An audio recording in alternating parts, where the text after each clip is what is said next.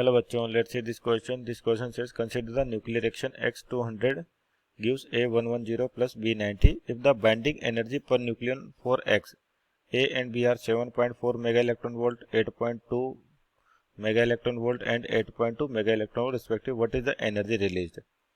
तो देखिए आपके पास ये जो क्वेश्चन है बेसिकली बात करते हैं यहाँ पर की कॉन्सेप्ट की। तो आपका जो की कॉन्सेप्ट है बेसिकली आपके पास यहाँ पर क्या हो रहा है कि एक न्यूक्लियस दूसरे न्यूक्लियस में टूट रहा है। तो जब भी इस तरह से प्रोसेस होता है आपके पास कुछ मास आपके पास लॉस होता है और वो मास क्या होता है एनर्जी के टर्म में बाहर आता है, जिसको अपन क्यू वैल्यू कहते हैं। और अपने को यहीं पर बतानी कि क्या होगी या Q value means energy release कितनी होगी। तो जनरली कौन सा हो जाए की कॉन्सेप्ट आपके पास है मास डिफेक्ट। एक तो क्या कह सकते हैं अपन इसको मास डिफेक्ट, कि आपके पास जो नए न्यूक्लियस हैं बने और जो आपका ओरिजिनल न्यूक्लियस था उन दोनों के बीच में जो मास का डिफरेंस होता है उसे मास डिफेक्ट कहते हैं। दूसरा यहाँ पर आपको एक और चीज़ बता रखी है बाइंडिंग एनर्जी, यानी कि स्टेबिलिटी ऑफ न्यूक्लियस, उसके बारे में।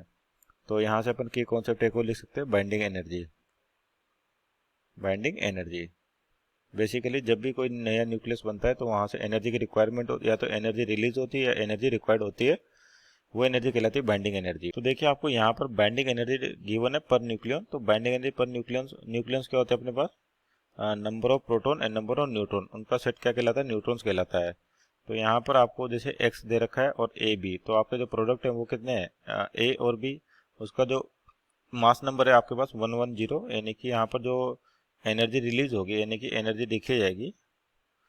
तो आपके पास यहाँ पे देखिए बाइंडिंग एनर्जी पर न्यूक्लियन, यानी कि एक न्यूक्लियन कितनी है तो आपके पास 110 की कितनी होगी, इसको 110 से मल्टीप्लाई कर दे तो 110 इंटू कितनी ए की 8.2 माइनस दूसरा आपका 90 है तो 90 इंटू प्लस सॉरी तो आपके रिएक्टेंट है दोनों इंटू 8.2 माइनस 200 और x की कितनी है 7.4। तो इनको सोल्व करें तो आपके पास जो Q वैल्यू आएगी ये आएगी सोल्व करने पे 160 और यूनिट क्या है इसकी मेगा इलेक्ट्रॉन वोल्ट।